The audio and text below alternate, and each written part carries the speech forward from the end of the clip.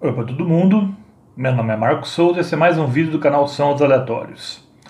E hoje eu falo aqui de uma banda britânica que sempre é colocado como rock progressivo, mas uma vertente mais específica que é o folk progressivo. Foi uma das bandas pioneiras no folk progressivo.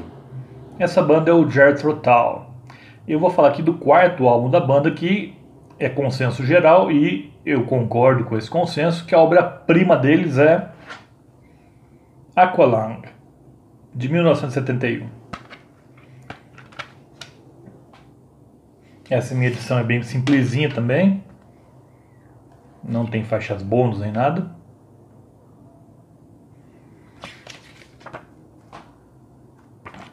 E falar um pouquinho da história do Jethro Tull, que iniciou sua carreira fonográfica em 1968 com o álbum This Was. Naquela época o Jethro Tull era um quarteto com o Ian Anderson nos vocais e principalmente na flauta, apesar dele também tocar às vezes violão, guitarra, mas ele ficou conhecido como flautista. Digo até que ele é o flautista de Hamelin do rock. E naquele primeiro álbum tínhamos o Mick Abrahams na guitarra, o Glenn Cornick no baixo e o Clive Bunker na bateria. Eles eram um quarteto. Só que esse primeiro álbum, This Was, ele é bem fincado no blues. Só que logo depois da gravação do lançamento desse álbum, o Mick Abrahams deixou o Jethro Tull e foi formar o Blood One Pig. E em substituição a ele foi recrutado o Martin Bare. E aí, a partir do segundo álbum, lançado em 1969, o Stand Up. This Was era o primeiro. O Stand Up. Aí sim, eles abandonaram bastante aquela pegada mais bluseira e partiram aí pro folk progressivo. E o Stand Up é um dos primeiros álbuns nesse estilo. E antes, entre a saída do Mick Abrahams e a entrada do Martin Bare, o Jethro Tull contou aí, se não me engano, por 2 semanas com um guitarrista que ficaria conhecido depois como fundador de dos grandes monstros do heavy metal, o Black Sabbath. Ou seja, o Tony Iommi tocou no Jethro Tull. Isso pode ser visto no DVD The Rolling Stones Rock and Roll Circus. Aí se você pega, o Jethro Tull foi a primeira banda a se apresentar, tocando a Song for Jeffrey do primeiro álbum, e ali você vê que o guitarrista, pode reparar, o guitarrista do Jethro Tull é o Tony Iommi. É que ele tá com um chapéu branco que mais parece um balde, que meio que esconde o rosto dele, mas é o Tony Iommi, podem ter certeza.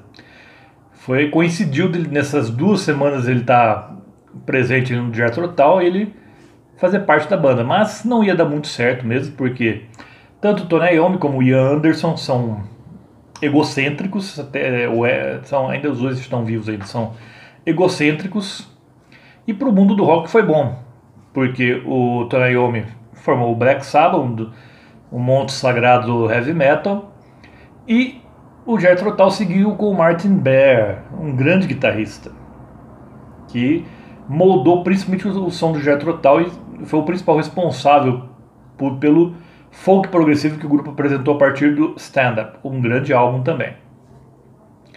E o terceiro álbum, o Benefit, ele conta com um tecladista que na época não era membro fixo do grupo, que era o John Evan, e é considerado um álbum meio subestimado. É um bom álbum, mas ele é meio subestimado porque ele é ofuscado tanto pelo álbum que o precedeu, ou seja, o Stand Up, como pelo álbum que o sucedeu, o Aqualung. Então aqui no Aqualung nós temos algo meio conceitual. Alguns dizem que não, outros dizem que o Aqualung é bem conceitual. O lado B seria bem mais conceitual mesmo. Mas qual seria o conceito então? Aqui o Ian Anderson estaria criticando as religiões organizadas. Ele cansou de dizer em entrevistas que ele não era ateu. Isso não era um álbum contra Deus, mas sim contra as religiões organizadas. Isso dá para ver aqui no encarte. Aqui nesse encarte que tem na contracapa do LP original, você tem um texto aqui, bem irônico, que diz: no começo o homem criou Deus e criou a sua imagem e semelhança. Já começa por aí. E o homem deu a Deus uma infinidade de nomes, que seria o Senhor de toda a terra, e isso estava adequado ao homem. Então é meio que parodiando aí o Gênesis da Bíblia. E a faixa título, que abre o álbum aqui, tem um riff de guitarra reconhecível a quilômetros de distância. Eu digo que Aqualung, Satisfaction dos Rolling Stones e Iron Man do Black Sabbath são as faixas que têm o riff mais reconhecível, mais inconfundível de todos, essas três. Então aqui Aqualung, a faixa título, começa com um riff inesquecível de guitarra e, curiosamente, essa faixa não tem flauta. Então o Ian Anderson aqui, nos shows, para quem já viu, ele toca violão nessa canção aqui. Mas é uma faixa mais pro hard rock. Ela é bem hard rock. E um dos grandes destaques aqui. O álbum é repleto de destaques, mas a faixa título, sem dúvida, é um deles. Não poderia ter começado melhor. Mas para quem acha que flauta e rock pesado não combinam, é porque nunca escutou a segunda canção daqui, Cross-Eyed Mary. Começa com uma flauta bem brejeira, mas depois já descamba para um hard rock bem característico, e a flauta fica permeando a canção inteira. Então, até por curiosidade, o Iron Maiden fez uma versão de Cross-Eyed Mary. Depois, Cheap Day Return é uma curta canção acústica que prepara o terreno. A gente tem mais duas canções acústicas curtas também que prepara o terreno para outra grande canção, que é Mother Goose. Para mim, uma das melhores. Eu simplesmente adoro a forma com que violão e flauta se entrelaçam aqui nessa canção. E com uma letra bastante surreal, chega até a citar como se fosse um elefante andando por Piccadilly Circus, aquela praça bem conhecida de Londres. Ele cita aqui ícones da literatura infantil e infanto-juvenil, com a própria Mother Goose, a mamãe ganso, de histórias infantis. E também ele fala de Long John Silver, um dos personagens principais aí do romance A Ilha do Tesouro. Depois outra também curta faixa acústica, Wandering Aloud, também prepara o terreno para Up To Me. Essa aqui tem uns teclados bem interessantes. O John Evan, aqui ele já tinha sido admitido como tecladista, como membro fixo, então aqui o Jethro Tull passou de um quarteto para um quinteto.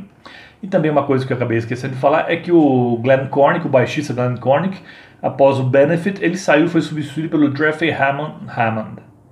Então a formação do Jethro Tull nesse álbum era o Ian Anderson nos vocais, na flauta e eventualmente violão, o Martin Bear na guitarra e no violão, o Jeffrey Hammond no baixo, o Clive Bunker na bateria e o John Evan nos teclados. E Up To Me você tem um teclado bem proeminente e lembrando um pouco o passado bluseiro da banda.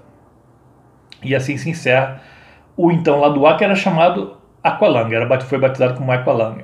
E o lado B foi batizado como My God e começa com a faixa My God, outro brilhante momento do disco também. Aqui, essa My God, todo mundo brilha, todos os instrumentistas brilham. O vocal do Ian Anderson também é uma faixa onde tudo simplesmente corre da melhor forma possível. Todo mundo está inspirado aqui em My God, e que também aqui já tem um ataque mais direto a religiões organizadas. Depois Hymn 43, também outra grande faixa também, com teclados ainda mais proeminentes. Slipstream é a terceira faixa acústica curta, que na verdade, como eu falei, prepara terreno para essas faixas acústicas, preparam terrenos para outras mais grandiosas, e aqui não é diferente. A gente tem Locomotive Brave, um dos momentos também brilhantes do disco, também assim como em My God, todo mundo brilha aqui nessa faixa. Incrível como essa faixa tem uma fluidez e uma técnica apurada. E o álbum encerra com Wind Up, também outra faixa bem inspirada, um excelente fechamento para o álbum, que se tornou até hoje, quando se fala em Jethro Tull, todo mundo lembra de Aqualung. Depois, no ano seguinte, o Ian Anderson lançaria o primeiro fracasso de crítica dele, apesar de ter ido bem comercialmente, que é o Thick as a Brick, um álbum duplo, que a crítica detestou. Depois ele voltaria com a Passion Play, um estilo menos grandiloquente, mas ele disse que só ele, o Ian Anderson é egocêntrico como ele, disse que abandonou o estilo de Thick as a Brick porque quis, não para agradar a crítica. E o Jethro Tull foi perdendo um pouco de relevância, apesar de fazer ainda bons discos. Tem até um disco de 76 que tem um título bem curioso. E justamente 1976 foi o ano que o punk eclodiu e o Jethro Tull é considerado uma banda anacrônica, que é o Too Old for Rock and Roll, Too Young to Die, ou seja, velho demais para o rock and roll, jovem demais para morrer. E por mais que o Jethro Tull tenha ficado meio preso assim ao seu estilo, mas e sem muitas inovações, também não se esperava tanto assim deles, tanta inovação assim deles.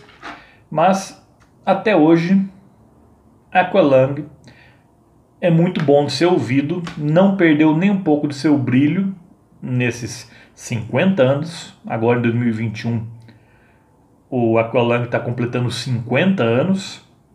É uma obra temporal mesmo. E eu lembro a vocês, toda terça-feira tem de novo aqui no canal. Por hoje eu fico por aqui. Vejo vocês na próxima terça-feira. Até lá!